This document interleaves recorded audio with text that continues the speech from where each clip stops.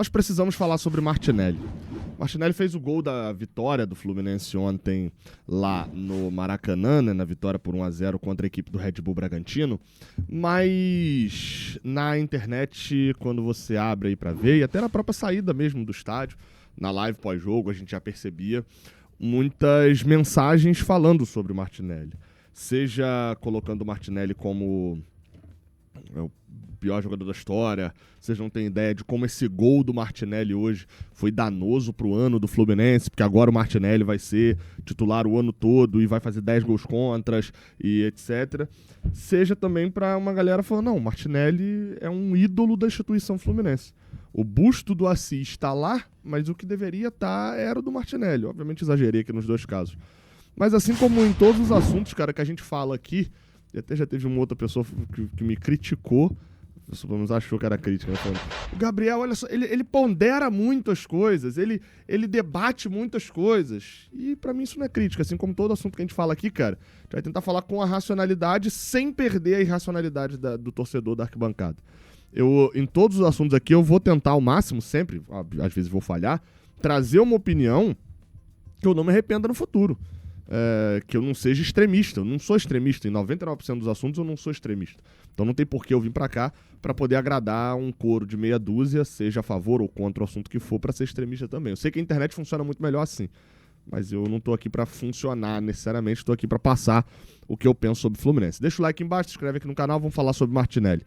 Cara, o que aconteceu nesse domingo, tá? Que me leva a gravar esse vídeo. Martinelli... o Fluminense tomou um empate da equipe do Red Bull Bragantino e começaram a vaiar 3 jogadores, Freitas, René e Martinelli. O Martinelli fez um gol na reta final e aí explodiu uma confusão muito grande de uma galera falando que o Martinelli é perseguido desnecessariamente pela torcida do Fluminense, que ele é sempre vaiado e etc. E do outro lado, uma outra galera falando que um gol não muda a análise, o Martinelli continua sendo muito ruim e ninguém sabe por que o Martinelli continua sendo titular do Fluminense. Pois bem, tá? O Felipe Melo abordou esse assunto também lá no programa, lá no fechamento, né, do Sport TV. Vou botar aí pra gente dar uma ouvida na fala do Felipe Melo e enfim, eu acho que traz um ponto interessante. Agora sim. Martinelli, eu acho que o torcedor do Fluminense tem que ter um pouco mais de gratidão pelo Martinelli e tem que começar a entender esse atleta, esse jogador. O Martinelli no Mundial foi o único jogador que o Guardiola perguntou quem é esse jogador. O Guardiola chega pro Diniz e pergunta, quem é esse jogador? Eu lembro que o Diniz até brincava com ele, você passou de ano, hein? Daqui é só pra frente, vai só melhorar. O Martinelli é um atleta que tiver que defender, que tiver que jogar em qualquer posição, ele joga em qualquer posição em prol do Fluminense, que é o bem maior. O Martinelli é um cara que faz gols decisivos, e esse não é o primeiro gol que ele faz decisivo. É um cara que quando a torcida vai, ele não faz beicinho, como muitos outros fazem. Eu já vi atleta dentro de campo fazer beicinho, quando vai fazer beicinho, faz gol e não comemora o gol. Ele não. Já vi Martinelli chorar dentro do vestiário por causa de vaia e chegar no outro jogo e correr mais do que todo mundo fazendo, eu vou dar a volta por cima. Então eu considero um grande ídolo do Fluminense que faz parte desse presente ou passado recente do Fluminense, né, de grandes conquistas e sem dúvida nenhuma pelo grande profissional que ele é. E o grande atleta, mais do que isso que ele foi premiado por esse gol. Aspas pela jogada, né? A bola sobra no pé de quem deveria ter sobrado realmente, o pé do Thiago Silva, né? Que é um zagueiro, mas tem muito mais qualidade que muitos atacantes por aí, dá um sem pulo. O zagueiro tira a bola em cima da linha e o Martinelli foi premiado pelo grande atleta que ele é. Tá aí, obviamente não vamos abordar aqui assuntos do Thiago Silva, da finalização, isso aí já falamos antes, mas eu acho que, obviamente, o Felipe Melo ele leva tudo para um nível um pouco mais alto, né? O Martinelli é um grande ídolo, etc. Você pode contestar, eu não tô aqui para poder ficar defendendo a declaração do Felipe Melo, não, tá? Mas ele traz alguns pontos importantes que eu acho que norteiam um pouco minha análise, cara. A gente precisa falar sobre o Martinelli. Esse é o primeiro ponto. Matheus Martinelli é um jogador da base do Fluminense. E ontem, eu abordei hoje mais cedo aqui, então não vou nem repetir aqui a entrevista, né? Mas você pode acompanhar aqui mesmo no Raiz Tricolor no vídeo anterior. O Martinelli foi assunto da entrevista do Renato Gaúcho. E me chamou a atenção o Renato falando sobre como um jogador que veio da base, a paciência que a gente tem que ter e tal. E eu falo isso por várias vezes, cara. Todo mundo ama jogador da base até o jogador da base entrar e errar. Isso é fato. Todo mundo ama o Jefté e o Kaique Almeida porque nem pisaram em campo pelo Fluminense. Porque no momento em que pisam em campo e não rendem como o João Pedro rendeu de cara, ou como o Evanilson que rendeu de cara, jogadores vão ser tratados como jogadores horríveis, aí cria apelido xereba, cria... E vai, e beleza, porque o futebol é dessa maneira. A torcida no futebol é dessa maneira. Só que hoje em dia, tem um reflexo que a gente que tá querendo pensar futebol vai ter que saber que faz. Hoje, o torcedor não é um grito em coro na arquibancada só. O torcedor tem contato direto com o jogador. E eu não sabia, mas durante agora esse meio do ano, reta final do ano passado e esse início de ano, o Matheus Martinelli desativou as suas redes sociais. Eu não sabia que isso tinha acontecido, não, confesso. Não seguia, né? Não seguia o Martinelli em Instagram e tal. Sei que ele já tinha feito uma publi muito engraçada lá pra uma marca de carne e tal, enfim. Mas não era muito, e ele desativou o Instagram. E eu não consigo ver outro motivo que não seja por conta de críticas da torcida em cima dele, ou até mesmo por ele lendo críticas da torcida, usando rede social. E nesses tempos, cara, é um negócio mais complicado. Você tem jogadores que lidam de uma maneira. O próprio Felipe Melo, por exemplo, bloqueavam a galera em Twitter. Se eu não me engano, nunca interagiu, nunca seguiu o Felipe Melo no Twitter. Fui bloqueado por ele também lá na rede social, provavelmente por alguma opinião e tal, porque ele não queria ver aquilo. E ok, decidiu, foi por esse lado. Marcelo é outro. Marcelo também é um que bloqueava uma galera, que qualquer crítica a ele bloqueava. E é uma maneira de se lidar. Eu não sou muito afeito a isso, eu uso mais a ferramenta silenciar, né? Que basicamente eu não vejo lá o que a pessoa tá falando, mas também não bloqueio, não dou esse troféu pra pessoa. E é uma maneira, enfim, quem lida, quem é pessoa pública, um jogador de futebol ganha muito bem porque tem essa exposição, e essa exposição é o lado bom e lado ruim, tem seu lado bom e lado ruim, ele vai ter que sofrer com isso mesmo e tem que aprender uma forma de lidar que seja bom pra ele. Só que, aí eu trago pro outro ponto. O Martinelli merece críticas. Não tô falando, eu já cortei aqui a parte das críticas exageradas, tá? Mas o Martinelli merece críticas.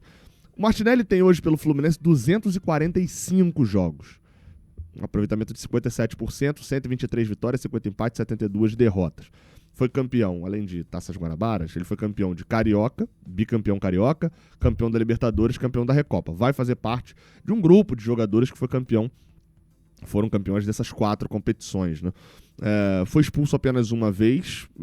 Esse cartão vermelho tomado por ele foi uma derrota para o Cuiabá por 3-0. Né? Tomou 37 cartões amarelos. Enfim, já foi suspenso algumas vezes. Gols, né? Fez ao todo, com a camisa do Fluminense, 11 gols, sendo 2 de cabeça e 9 com o pé.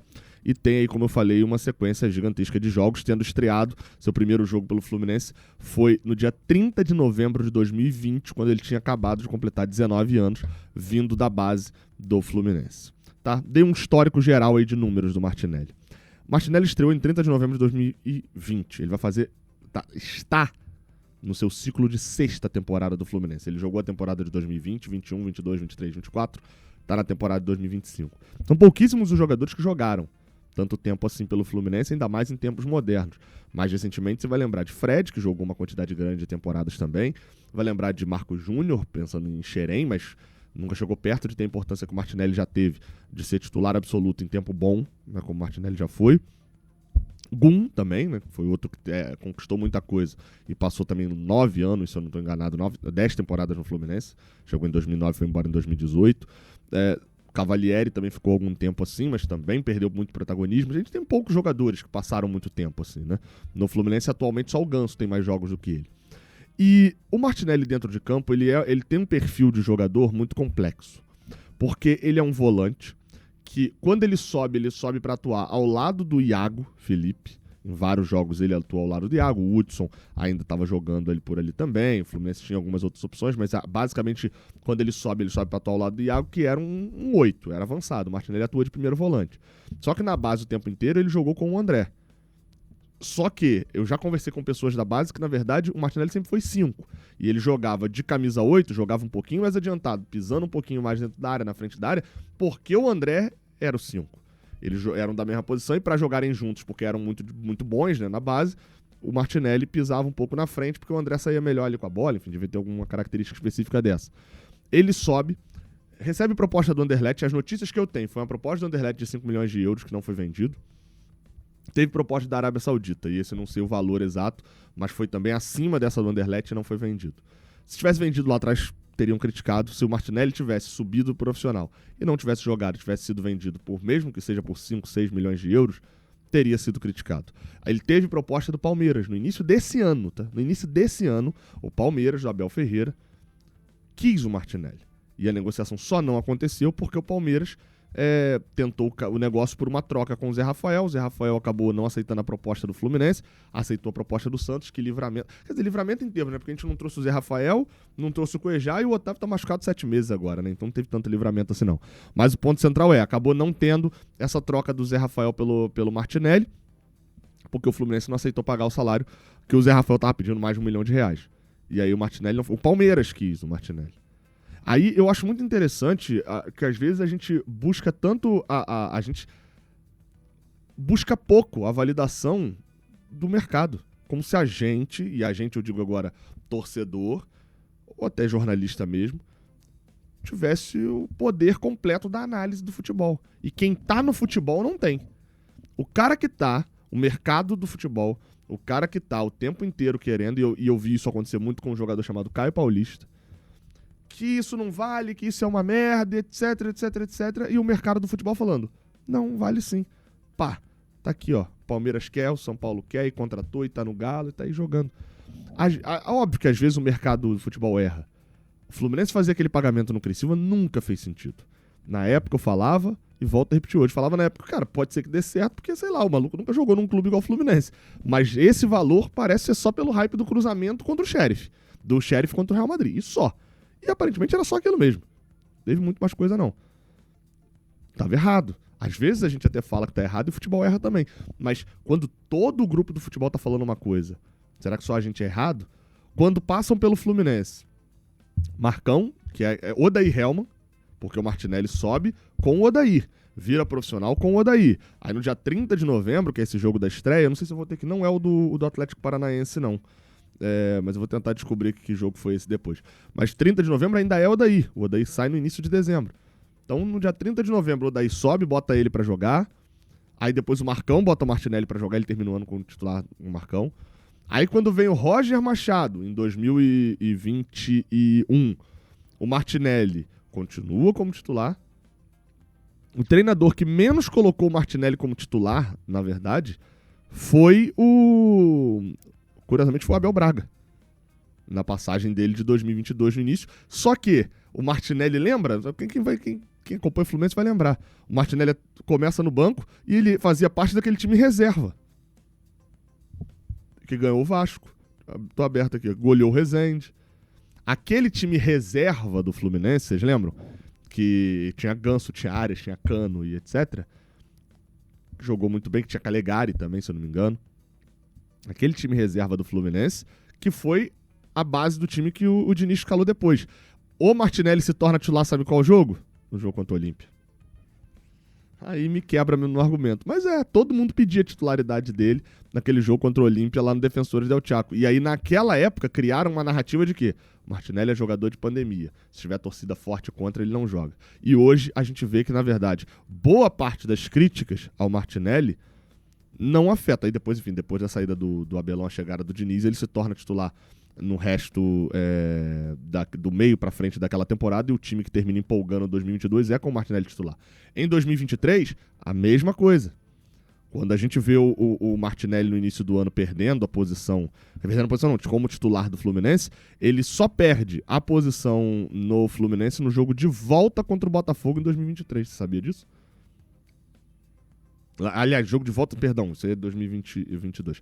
Ele só perde a posição no Fluminense, a titularidade no Fluminense, naquelas finais. Por que ele não é titular naquelas finais contra o Flamengo? Porque ele estava lesionado. Ele se lesionou na final da Taça Guanabara contra... Aliás, na final da Taça Guanabara não. Ele se lesionou no jogo de ida da final, do 2-0. Enfim, e aí ficou de fora da estreia contra o Sporting Cristal, daquele 4-1 e etc. Ele não estava em campo naquele jogo. E aí ele só vai voltar de lesão já naquela má fase do Fluminense, que é aquela má fase pré-jogo contra o Sporting Cristal no final da fase de grupos. Depois fica disputando posição, é aquele Diniz meio perdido entre o 4-2-4, entre o Alexander que voltou muito mal da lesão, e que o Alexander teve um espaço de 3 semanas, mais ou menos. Foi isso que o Alexander teve ali. 3 semanas que ele jogou muito bem. E depois nunca mais voltou ao futebol, nunca mais teve atuações minimamente destacáveis pelo Fluminense. E aí eu fico pensando o que. E aí, enfim, o Martinelli depois volta a ser titular, é o campeão da Libertadores, é o jogador mundial, que vai bem também, etc. E aí eu fico pensando, cara, pra gente poder encerrar esse vídeo aqui, o seguinte. O que um moleque da base pensa quando vê um Martinelli que ficou com a torcida agindo dessa maneira? Novamente, estou querendo falar aqui de maneira racional, tá? Tô falando de arquibancada vaiar, isso é outra história. Mas quando a gente vê isso, eu, como moleque de Xerém, eu pensaria o seguinte, cara. Jogar, se eu ver que tem chance de ser campeão C e meter o pé. Tem essa de ficar aqui muito tempo, não. Ou você morre cedo pra ser herói, ou você vive tempo demais pra ser o vilão. Martinelli tá na sua 6ª temporada do Fluminense. Já divide opiniões de uma maneira inacreditável. Não tem um moleque de Xerém que vai ficar tanto tempo assim. Mas o André, se ficasse... Meu amigo, o André teve fase de ser criticado também. É porque ele saiu depois. E o nível do André, obviamente, eu não tô comparando o nível técnico de André com o Martinelli. O André é bem melhor do que o Martinelli. Mas o ponto é, o cara que é um moleque da base, que olha e fala, eu não sou do nível do André. Se eu ficar aqui, eu vou ter que apagar Instagram, eu vou ter que chorar em vestiário depois do jogo, tá tudo bem, passar de boa. É uma situação complexa, cara. O que esses moleques de Xerém vão pensar sobre longevidade no clube? A gente gosta de valorizar tanto, de babar tanto ovo de jogador que chega e que bota o escudinho do Fluminense na sua rede social. Olha só a bandeirinha da Hungria que ele botou e etc. E tem um maluco que tá há 6 anos aqui, cara. Que vai lá, você pode achar que ele joga mal, joga bem, mas assim, a agressividade com que vem alguns comentários sobre Martinelli perdem a linha num nível que não dá pra achar normal, gente. Assim, é muito curioso que o Teteu27, arroba Teteu27, o arroba Mastercar é o melhor, sei lá, Mastercar do Flusão, saiba muito mais de futebol do que 6, 7 treinadores, 6 auxiliares, etc. É muito curioso isso, não é não? Será que não é do alto da nossa soberba como torcedor, de que a gente manja, sabe, mais de tudo? Será que não era melhor a gente só dar um passinho pra trás e falar assim, o que esses caras estão fazendo que eu não tô entendendo? E aí eu acho que é onde entra o Renato Gaúcho, pra poder fechar o vídeo. Acho que o Renato tem uma autoridade, ele adora pegar esse jogador perseguido pela torcida e dar moral. Tem uma autoridade sobre a torcida do Fluminense que eu acho que nem o Diniz teve.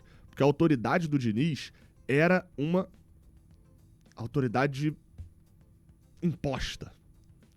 De, olha, vocês eram contra, eu fiz, deu certo. Era uma autoridade grossa.